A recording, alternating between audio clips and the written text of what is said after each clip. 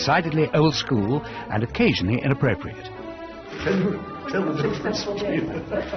Yes, he is brusque and he can be abrupt. And yes, he sometimes says some things which are totally out of order. A stark contrast to the modern, younger royal family. But before he joined the House of Windsor, Philip's life was an epic tale of war. Several people were executed, and Prince Philip's father looked very likely to suffer the same fate. Illness and tragedy. Philip's mother was clearly falling into a state of mental decline. Abandonment. His father was living with a mistress in Monte Carlo. And heroism.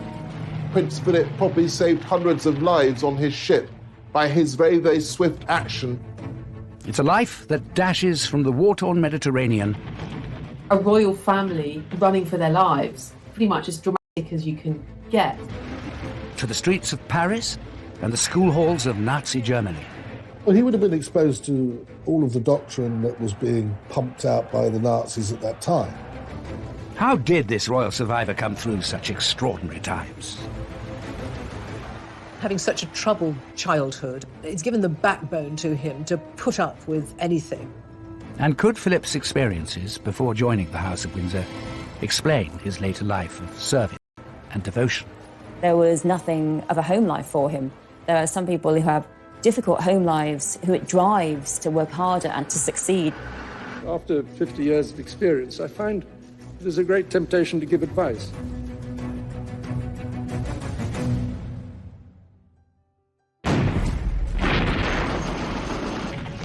Turkey in 1922. The Greek army is invading its old enemy in a brutal war. One of the army's leading figures is the Greek prince, Andrea, who has recently become father to baby Philip. Prince Philip's father was a major general in the Greek army who were invading part of Turkey, Anatolia, but there was a huge military setback and the Greek forces had to flee to the coast. Following the army's humiliating retreat from Turkey, the pro-monarchy Greek government is overthrown, and its leaders are held responsible for the disaster. In the aftermath of this coup, several of the people were court-martialed and executed, including a former prime minister, a former foreign minister, several of sort of top generals. And when the execution was carried out, they all stood incredibly bravely and stared at the firing squad. Prince Philip's father looked very likely to suffer the same fate. This is a really precarious time for his family's feet. Philip's father's life is only spared by the court when his cousin, the British King, George V, intervenes. Somewhat surreptitiously, I think, George V was very instrumental in organising the escape from Greece of his cousins, including Philip, a babe in arms, who was taken onto this ship. Of course, there was no cot, no crib for him, and so the sailors engineered a cot for him out of old fruit crates. It is a dramatic start in life for Prince Philip. Born Philippo in Corfu just 18 months earlier, in June 1921. He was born on the dining room table, in fact, of a beautiful villa in Corfu called Mon Repos. And he was born on the dining room table because the surgeon thought that was the best place for Alice to give birth. And by all accounts, he was a very much wanted and loved young son. Philip's mother, Alice, is a princess of the German House of Battenberg, with illustrious British ancestral roots.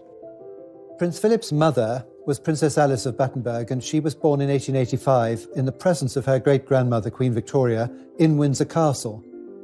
Philip is the great-great-grandson of Queen Victoria. His parents have royal lineage right back through to the British royal family, but also to the Greek and Danish thrones. He was very, very well connected. And by the time he was born, his relations were on practically every throne throughout Europe. Philip's father, Prince Andrea of Greece, is the brother of the Greek king and a full-time soldier. The wars between Greece and Turkey have actually been going on for many, many years, and the royal family and Prince Andrea were very much placed into senior positions in the military. But the military coup following the latest defeat forces the Greek royal family into exile. Philip's family, including his 4 older sisters, have to flee their homeland. This really was pretty much as dramatic as you can get. And of course, this is now, a royal family really running for their lives. They were able to smuggle some jewellery in their clothes and some money, but very little. It's quite a dramatic start to his life. He has no recollection of the family fleeing in 1922, but it had enormous consequences and led to him being a bit of a wandering boy. Despite their royal connections, when the family flees Corfu with baby Philip, they have no home to go to. From a position of royalty, they are now... existence for Prince Philip. They settled in the home of one of his aunts and uncles at Saint-Cloud in Paris. They basically gave the exiled family a house in which to live, and if they needed it, they would help them financially. Their life in Paris was fairly stable, but of course they were dependent on charity, basically, and I don't think anybody really likes that very much. And the other point is, of course, that as members of the royal family, they felt themselves dispossessed and, in a sense, pointless. They didn't have anything that they could really do. But Philip's life in Paris is happy and stable, surrounded by his loving family. I think these early years of Philip's life were perhaps the happiest of his childhood, because it was relatively settled for those years in Paris, and his father, Andrea, adored him. His sisters recalled how there'd be gales of laughter when Philip and his father were larking around. He was able to be educated. His relatives paid for him to have a good education. He was multilingual. He's, as a result, fluent French as well as German. But when Philip is 8 years old, his happy family life in Paris begins to break down. Philip's mother, Alice, was clearly very fragile in her emotional, psychological health, and there's every sense that the kind of trauma of the events in Greece and their hasty departure really did put her under psychological strain. No one really knows whether she suffered from bipolar disorder or whether she was, in fact, paranoid schizophrenic. Alice felt she communicated with the spiritual world. She took to lying on the floor for great periods of time, waiting for the spirits to tell her what she should be doing. Philip's father, Prince Andrea, has his own struggles with life in exile. I think that Andrea is perhaps unfulfilled because he's had life as a Greek royal, and then he's a major general in the army, and then suddenly he's an exile. And I think a middle-aged prince without a role, that's difficult. Alice's growing mental instability had a profound effect on her marriage, which maybe had never been that strong, but certainly in view of her eccentricities and her mental breakdown, Andrea spent less and less time with the family. Alice's family takes the decision that she needs urgent help. One Easter holidays, the family had gone to stay with some relations in Germany, and Alice's mother organised for psychiatric doctors to come and basically snatch her away. The children were taken out for the day, and she was sort of bundled into... The result, his father then seemed to somewhat abandon the family. Bear in mind, his sisters were older now, and it was just that Philip was quite young. Philip loses first his mother and then his father, all before his 9th birthday.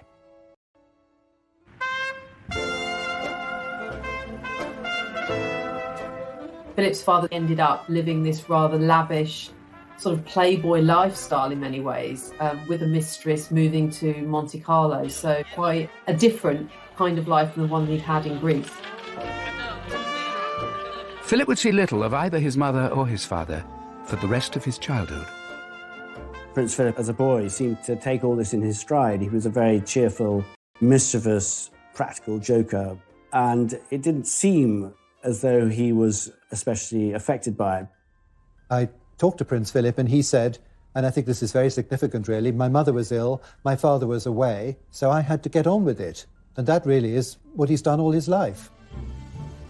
Child psychologists would say that he built himself a sort of shell around himself where he could sort of function as this outwardly cheerful person, but he didn't want to have people ask him about how he was feeling, and that would tend to bring out sort of irritation and anger from him. With his parents unable to take care of him, Philip's family now has to decide where the 9-year-old boy should go. Decisions that will shape the rest of his life.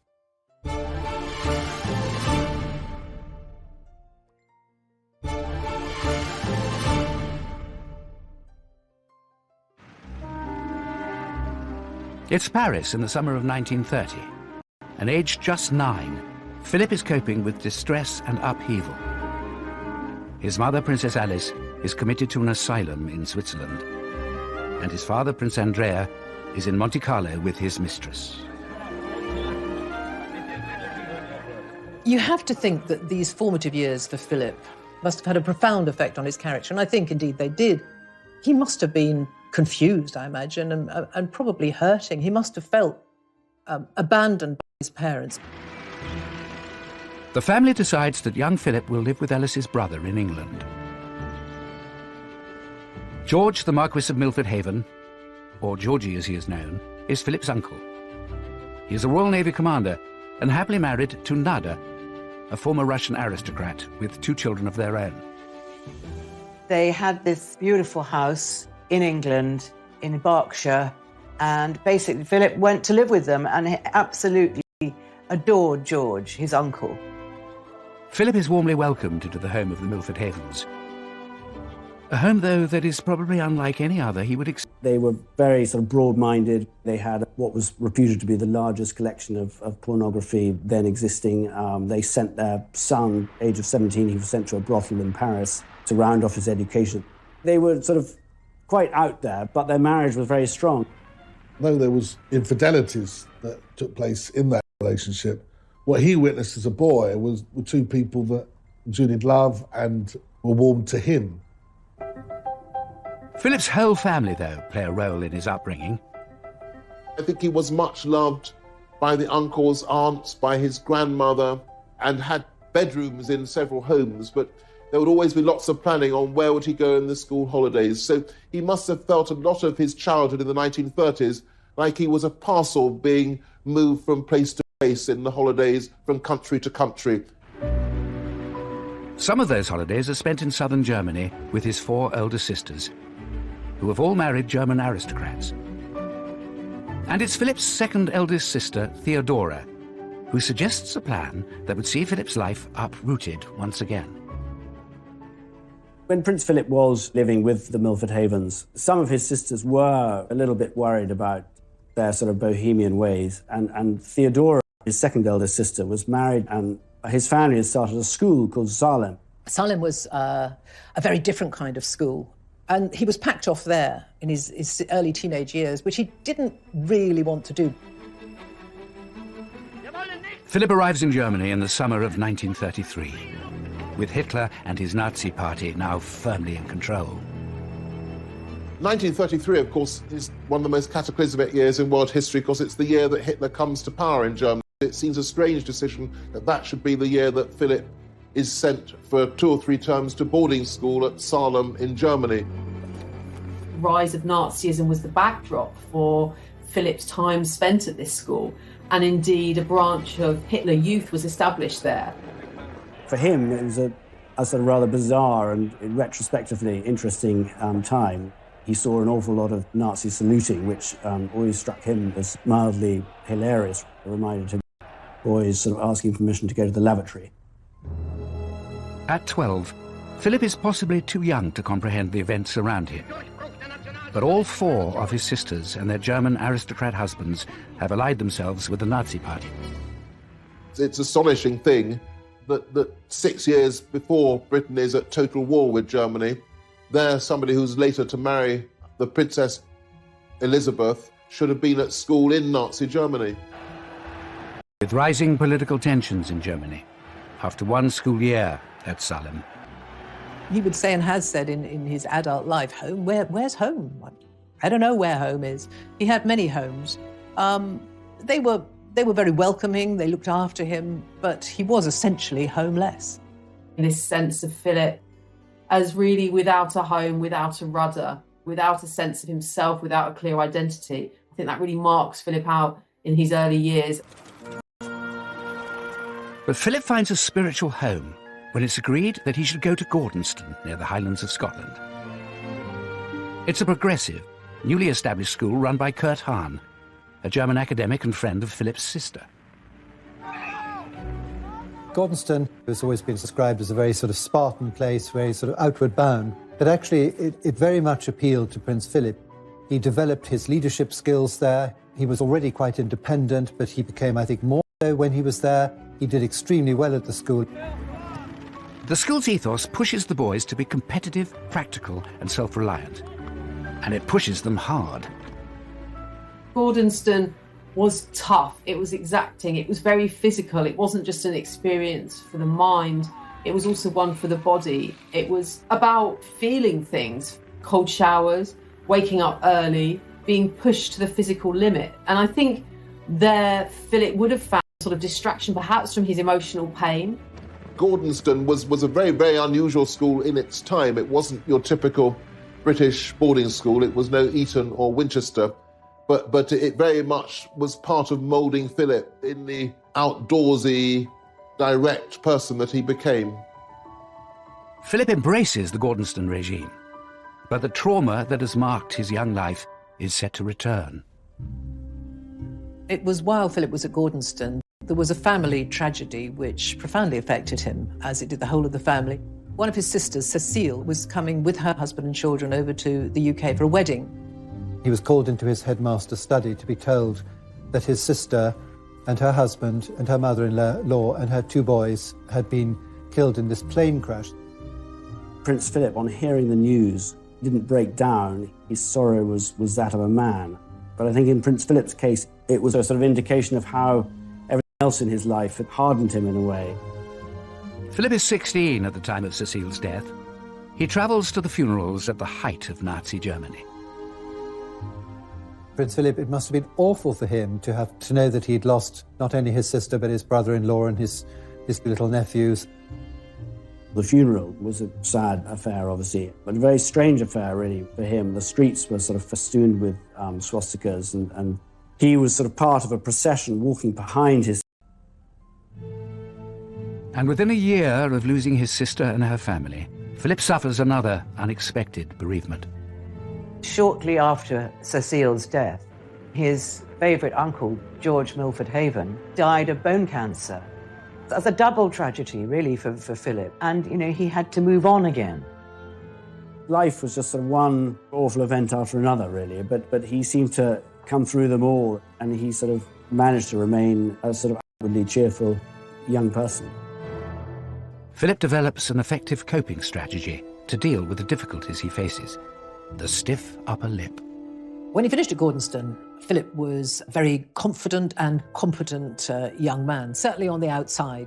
We'll never, I think, ever truly know what went and goes on inside Philip's head and his heart, because he'd had to, with such a difficult upbringing, have a very iron facade. But inside, he's always been quite sensitive. The void in Philip's life left by the death of his uncle is soon filled by George's younger brother, Lord Louis Mountbatten, who will become highly influential in the course of Philip's life.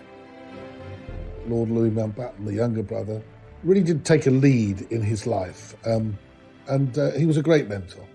Mountbatten was a real doer. He was somebody who had great ambition, great talent, great networking. One of the first bits of advice Philip takes from his uncle Dickie, as Mountbatten is known, is to follow him into the Royal Navy. After leaving Gordonston in 1939, of course, the outbreak of war, Philip enrolls in the Royal Navy College at Dartmouth. And it is a royal visit to the college that summer that would change the course of Philip's life completely.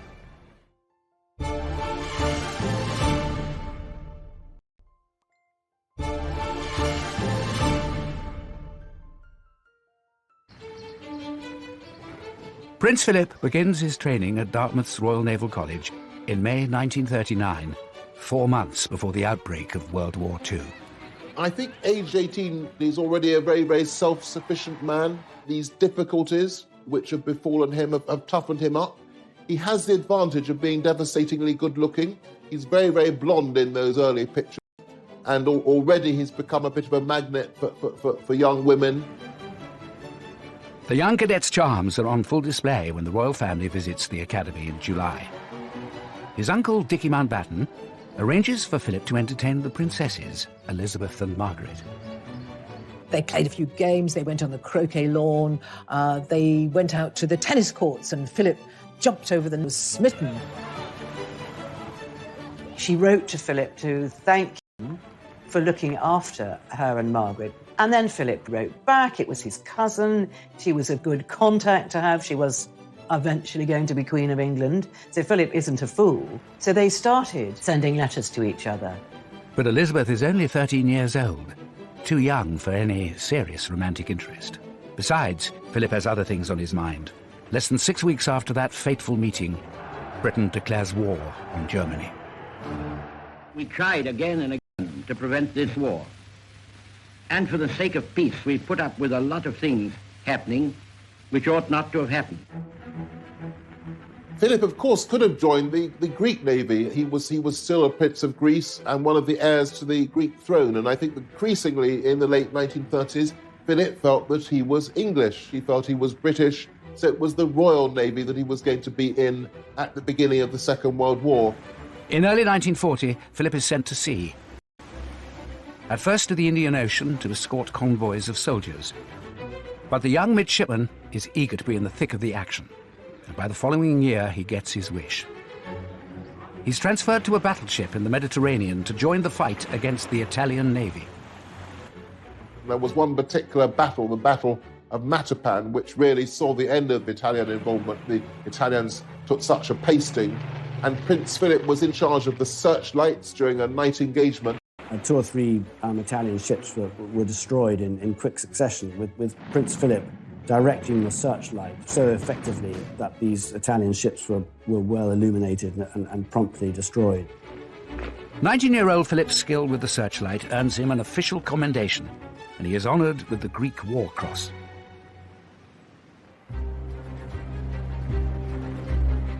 Philip is proving to be a first-rate seaman, and by the age of 21, he has been promoted to first lieutenant, second in command of his ship, HMS Wallis. In July 1943, his leadership abilities are put to the test when the Wallis is targeted by German bombers. As soon as the sort of first round had finished and they went away, Prince Philip knew that they would be back to finish them off. And he had to come up with something pretty quickly. And he prepared a raft with other officers, and they lit burning torches, flares at the end of the raft with smoke coming out. And they set the raft off and sailed very, very quickly, completely dark in the other direction. When the German planes returned, thankfully, instead of bombing Wallis, they bombed this decoy. Prince Philip probably saved hundreds of lives on... As he rises through the naval ranks, Philip's also growing closer to Princess Elizabeth. He did find time frequently to write to Elizabeth. And there was an occasion or two during the war when he had leave that he would go and stay at Windsor Castle. Philip spends Christmas of 1943 with the royal family. It's soon clear the 17-year-old princess is falling for the 22-year-old naval officer. She was excited by him. He was very different from the very proper, prim aristocrats that her mother would want her to be associated with. He was a bit of a rebel, and she felt that a bit of a catch. She fell desperately in love with him. She thought he was marvellous. He was a war hero, he was good-looking, he was kind, just everything she'd ever wanted. But Philip isn't so sure Elizabeth is right for him. After all, marrying the future queen would mean committing to a lifetime of public duty. But whispers about Philip and Elizabeth are beginning to spread, helped by his uncle Mountbatten. By the time Philip returns from his war service in early 1946, he seems to have made up his mind. I think if you're sixth in line to the Greek throne, if you've only got about £600 in the bank, if you haven't got a settled home of your own, the chance of marrying the very attractive, intelligent, bright, sparky heir to the most prestigious monarchy in the world, I don't think that's a terrible opportunity. I think he only started to fall in with Elizabeth about 1946, when the king started to warm to him and he was invited to more and more family events. He began to see the advantages of what was in front of him, but also the genuine affection would then develop with Elizabeth. Winning Elizabeth's heart proves relatively easy, but winning over her parents and their courtiers is a different matter. When everyone realised that Prince Philip was a serious prospect for Princess Elizabeth, there really was panic in the British establishment. He was not at all the type they expected, and there's a lot of distrust of him in the royal household, in the royal family, in the government. Philip is seen as an outsider, someone who didn't go to the right schools, doesn't have any money, and is far too outspoken to be a true British gentleman.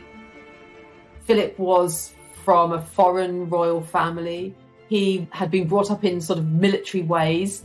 He was really penniless in terms of his upbringing. He'd lived this kind of nomadic childhood. He had a very unstable, dysfunctional family, and certainly some courtiers thought that he really wasn't appropriate for a royal princess.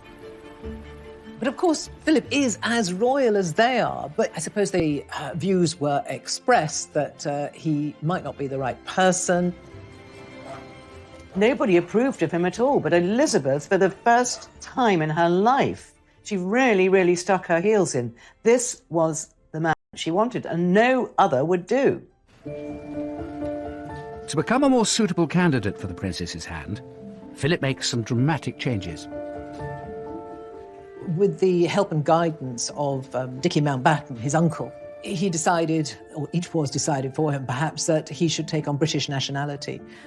So he gave up his right to the Greek throne, he gave up his Greek nationality, he was no longer Philip of Greece, and he became British and he became Philip Mountbatten.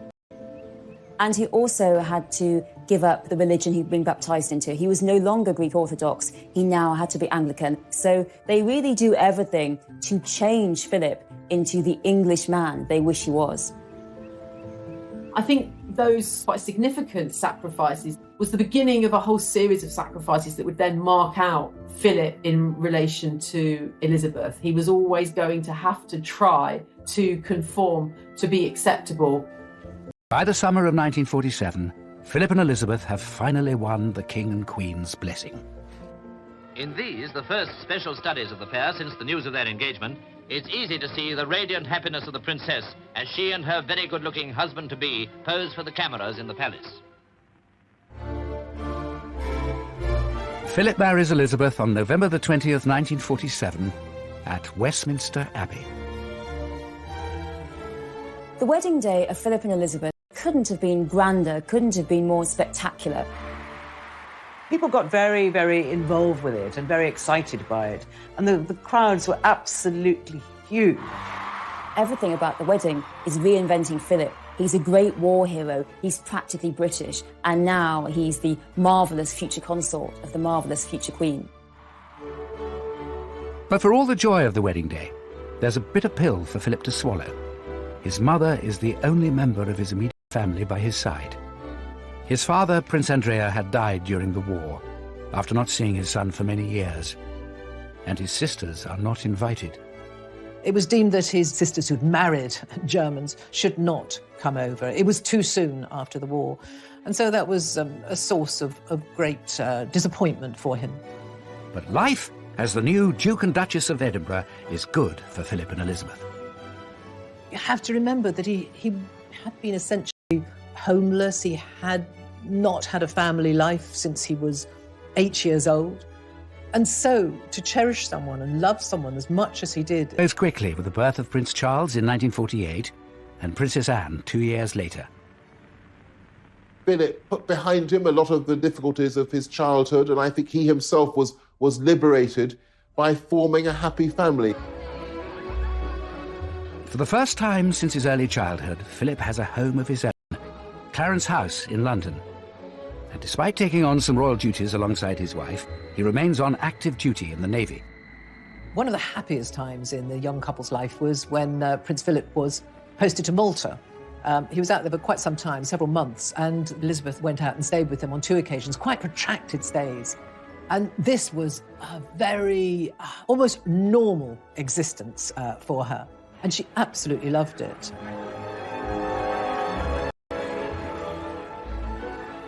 They had wonderful times that they would go to dances, they would drive, often without bodyguards. I think there were very, very happy times for Philip and Elizabeth between 1947 and 1952. I really think that Philip and Elizabeth imagine that their life post-marriage is going to be their life for the next 20 years or so, that they'll live in Clarence House, she will do royal duties, he will support her, they will have their children, but it isn't going to be the big job. It's not queen and consort. I think both she and Philip imagine that'll be a job they're doing when they are in their 40s, going into their 50s. There's no way, I think, that they have any idea how close it is around the corner. But in 1951, King George VI becomes ill with what is later revealed to be lung cancer. It falls to Elizabeth and Philip to take on more royal duties in his place, including a tour of the Commonwealth nations in early 1952. They were going to be away for several months. So they set off for Kenya, hoping that when they came back, the king would be okay. But it was not to be. Just days after their departure, on February the 6th, King George dies in his sleep. A royal aide breaks the news to Philip. Philip, he just looked absolutely ashen-faced because I think he realised that his entire life at that moment was going to change. I think he went into shock and he put a newspaper over his head and just absorbed this terrible news. Then he went to tell his wife. Philip has to break the news to his wife that her beloved father is gone, and also that everything has changed overnight. She is now the queen, he is now the consort, and the life they had before is over. Philip is facing the biggest challenge of his life. Appearances to guide him in his new role.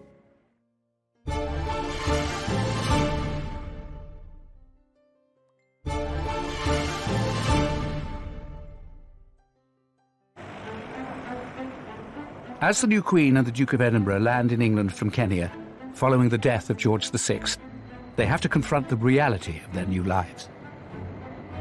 Their entire life changed.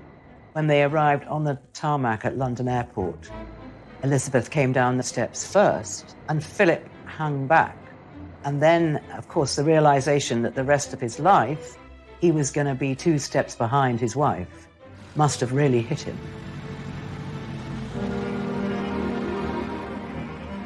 The first step Philip must take is to sacrifice his day job.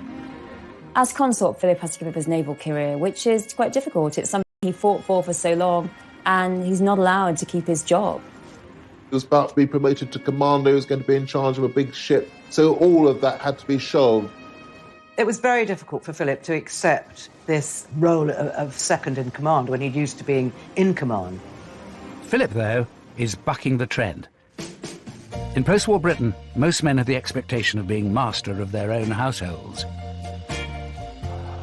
For Prince Philip, that expectation is turned on its head. Philip becomes consort in the midst of the 1950s, at a time when patriarchy and hierarchy absolutely rules. Women are at home as housewives, and here is Philip effectively being thrown into the position of the country's ultimate house husband. Philip now has to work out what he is going to do. There is no job description with the role of consort to a queen. Albert was the last, nearly 100 years earlier, to Victoria. He has to find a role for himself. He has to find an identity as consort. It's not prescribed. The Queen, of course, received government business in those royal boxes, which he was never privy to. The Queen was having audiences with her first Prime Minister, Winston Churchill. He was excluded from them. What was to be his purpose? It was the beginning of a very, very difficult period in his life. Philip sees himself as a modernising force, but is frustrated by resistance from powerful figures within the palace. Philip finds his role of consort as being squashed by his mother-in-law because Queen Elizabeth, the Queen Mother, wants to stay in Buckingham Palace, have a role of influence over her daughter. And what you start to see happening during the early reign of Queen Elizabeth is that there really becomes this battle between Prince Philip, who has ideas about changing the royal family, and Queen Elizabeth, the Queen Mother. Philip. by some of the old guard serving the monarchy.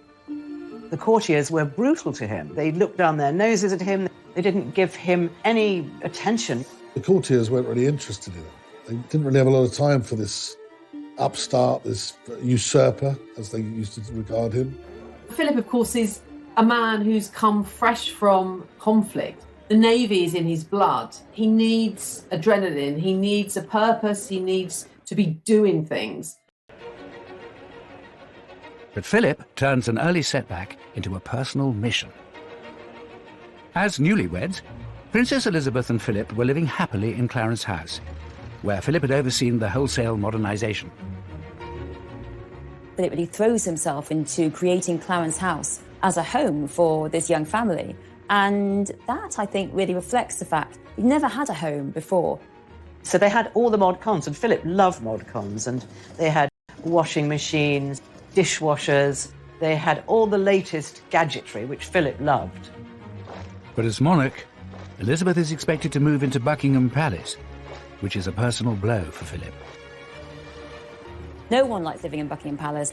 Buckingham Palace is really a big office, and no one ever seems to like living in there, and they were no exception. It lacked the intimacy they'd been used to, and his wife was no longer his wife. She was now really married to the country. She was surrounded by advisors, by courtiers, people who wanted him out of the way.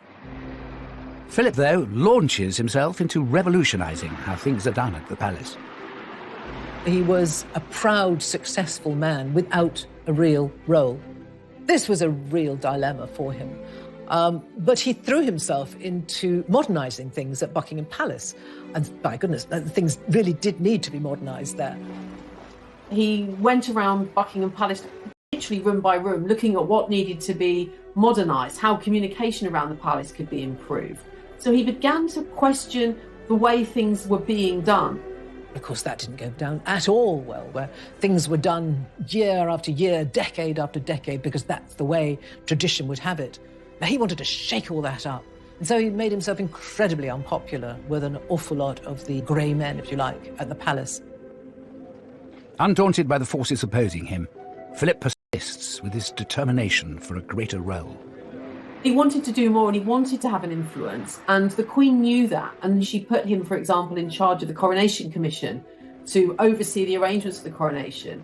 And here we see for the first time Philip being something of a maverick, perhaps because of his status as being an outsider, having a different kind of perspective. Philip feels that his request to televise it should be admitted, and there are traditionalists who disagree with it. They think it could undermine the majesty of royalty. But Philip sees the advantages of harnessing the new medium of television. He, for example, knew that the coronation was going to be a critical event, saw the opportunity of making the coronation this global event like none other, letting the television cameras into the Abbey for the first time, and against the reservations of the government and Winston Churchill, Philip really pushed that through. Philip is always battling to have his ideas taken seriously, always having to fight, because lots of people will say to Elizabeth, was that Philip's idea? Well, no, because they really exclude him and ignore him. For almost 2 days and nights, the crowds have been assembling in sunshine and rain for the moment when the young Queen, radiant in her exquisite gown, left the palace for Westminster Abbey. The coronation takes place on June the 2nd, 1953, with television cameras capturing every moment. More than 20 million people in Britain tuned in to watch the ceremony. And 8 years after the war, another victory. Philip's sisters are allowed to attend, and so does his mother, Princess Alice, who is now living as a nun in Athens. Philip always been very, very fond of his mother, and I think he was really happy that his mother should be there. But she came in her grey nun's habit, so she was very obvious. It was a great moment for Philip and his relations. The success of the coronation, both on the world stage and for Philip personally, comes off the back of a body blow for the man in the support role. I suppose Philip had to swallow an awful lot as a proud male and a royal male. But one thing that really grated with him was the fact that he was not allowed to give his name to his children, Mountbatten. After their marriage, the couple were known as the Edinburghs. But once Elizabeth ascended the throne, the plan is that she will be part of the House of Windsor. he expected, absolutely expected, that Elizabeth would take his name on marriage and that the children would take his name. So therefore, it would be the House of Mountbatten. Philip's assumption that the family will adopt his surname is political dynamite. Various people, most importantly Churchill, were dead set against this idea and were determined that the name should remain Windsor. There was a big row about it, but Philip lost the argument, and the Queen decreed that her children, Charles and Anne, would be part of the House of Windsor. But during the row, he said, what kind of man am I? I'm just a bloody amoeba, he said. So it was very, very hurtful to him. I think he really felt that if he gave up his title, his religion, his name, Philip, the House of Mountbatten, and not as that, really made him feel very excluded, very humiliated, and it was a very difficult moment for him. Philip has a tried and tested way of dealing with the strains of royalty. I think having had the upbringing he experienced, he just adopted that same attitude to royal life. This is what I've married into. This is the hand I've been dealt. We'll just get on with it. And that's what he did. It wasn't always easy. There were rifts in the marriage. There were rocky periods. There were times when he felt he just had to get away and did get away. Philip focuses his energies on where he believes he can make a difference. Inspired by his own education and achievements at Gordonston, Philip establishes the Duke of Edinburgh Reward Scheme in 1956. The life of modern youth isn't all pop music, long hair and punch-ups. He recently presented gold awards to 127 girls and over 750 boys. He wanted to empower youth. He wanted them to meet the challenges that were facing them. Not in a pampered way, but in a way to try to engage them in society. But Philip finds that he still has his detractors wanting to curb his ambitions. The politician actually says to him, "This sounds rather like the Hitler Youth." And what a thing to say. It really brings home the anti-German xenophobia there was in Britain at the time. And the fact was that Philip, who'd fought so bravely on the side of the Allies, and that, I think, really reflects how often Philip was blocked openly and subtly and was constantly subject to these people saying, no, stay in that corner, just smile and wave. With his modernisers head on, Philip ploughs ahead, supporting and promoting British innovation. When Prince Philip first started making tours of inspection, his thoroughness was often inclined to startle. But now we're used to his rather specialised approach, and we see him here showing his particular interest in industry. Prince Philip was always, from a very young age, fascinated by science and technology. His uncle Georgie also loved to make things, and Philip, as a young boy, would be so happy to go into the workshop and see him making model steam engines, designing all sorts of things. I think this is where Philip's love of design came, actually. He's literally toured the country at different points, visiting factories, speaking up about British engineering, British science. Ladies and gentlemen, it is clearly our duty as citizens to see that science is used for the benefit of mankind. Prince Philip had this great enthusiasm. It came from the heart, sort of spokesman on behalf of British scientists and British industry, and became a very effective advocate. By the late 1950s, Philip has cemented his position in the monarchy, bolstered by being made a Prince of the United Kingdom by the Queen in 1957. But after a turbulent childhood and a difficult move into the royal household as a young man, how will these challenging times shape Philip in the long years ahead?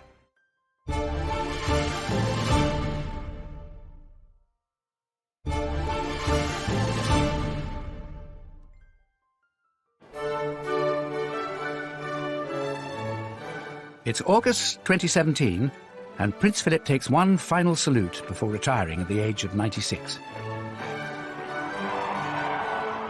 In his 70 years by the Queen's side, he has carved out a unique role as her most loyal lieutenant and champion of hundreds of his own charities and causes.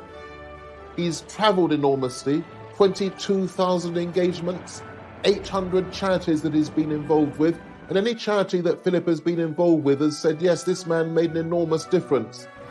His early struggles are now a distant memory. But Philip's work as consort has undoubtedly been shaped by those tumultuous years. I think that having such a troubled childhood really made Philip the man that he is. I think it's given the backbone to him to put up with anything. And that has been his philosophy through his life. Don't moan about it, just get on with it. And that's what he's done. He is someone who doesn't take easily to compliments, but he has quite simply been my strength and stay all these years. Philip's experience weathering the storms of his childhood has stood him in good stead throughout his royal career. Never more so than in the 1990s, when the royal family was rocked by a series of crises, including the very public breakdown of Prince Charles and Princess Diana's marriage. Philip tries to help. He writes to Diana saying that he understands what it's like to be outside of the royal family, to be seen as an outsider. The sort of things that he wrote to her about were the difficulties that he had had when he had joined the family, the pressures that he'd been under, how he understood the pressures that she would feel. Philip's intervention was not enough to save the marriage. Charles and Diana officially separated in 1992, a year so bad for the royal family that the Queen called it horrific, although she said it in Latin. It has turned out to be an annus horribilis. But worse was to come in 1997, when Princess Diana was killed in a car accident in Paris. Her young sons were staying at Balmoral with Prince Philip and the Queen when they received the terrible news. There was probably no one better qualified or better placed to help William and Harry after the death of their mother. His mother, when he was just coming up to 9, when she was committed to a sanatorium. His father also virtually abandoned him. So he was very empathetic, obviously, towards his grandsons, William and Harry. Another tragedy from Philip's childhood may have been on his mind when it came to advising boys about the funeral procession. Prince William and Prince Harry weren't terribly keen on the idea of walking in the procession. Prince Philip took the long view, and he said, I think, when you're older, that you would very much regret not walking behind your mother's coffin. Philip had done it himself behind his own sister's coffin, age 16, walked behind Cecile's coffin, devastated, full of pain. It was a very sweet moment when Prince Philip puts his arm round William as they go under Admiralty Arch. Although people, when you look back, think it was something too much for Prince Harry to do, and he himself has reflected upon that, I suspect as he gets older, he'll be pleased that he did it and that he listened to the wise counsel of his grandfather, somebody who I think has experienced great tragedy in his life. The dark days of the 1990s hurt the royal family's standing with the British public. Prince Philip plays an important role in helping restore the family's popularity in the 21st century, perhaps motivated by his own experience of how quickly a nation can turn against its monarchy. His family were thrown off the Greek throne and he had to flee in a packing box. So I think that he was always conscious of that and always conscious that even though the British monarchy seemed so stable, that it could be knocked off its perch. Philip came from the European royal family, and they were constantly being deposed, they were abdicating, they were having their kingdoms taken away. And he felt very much that the British royal family must stick together. They must all work together for the common aim, which is the good of the monarchy. In 2020, the royal family is facing new challenges, not least the departure of the Duke and Duchess of Sussex. The Duke and Duchess of Sussex have announced they intend to step back as senior members of the royal family. I think we all know from recent history that becoming part of the British royal family is not easy. Diana bailed out, Fergie bailed out, Harry and Meghan have both left royal duties. It's not easy, but I think Philip really made the best of it. On the occasion of their golden wedding anniversary, Philip gives an insight into one of his guiding principles. The main lesson that we've learned is that tolerance is the one essential ingredient, but it is absolutely vital when things get difficult. Prince Philip's life has never been smooth sailing. Beginning with exile and abandonment, through his wartime heroics and early battles with the royal establishment, to the tempestuous years of the 1990s. But it's these storms that have given him the resilience and the strength to succeed in his role, guiding his family, supporting the Queen, and serving the country for more than 70 years.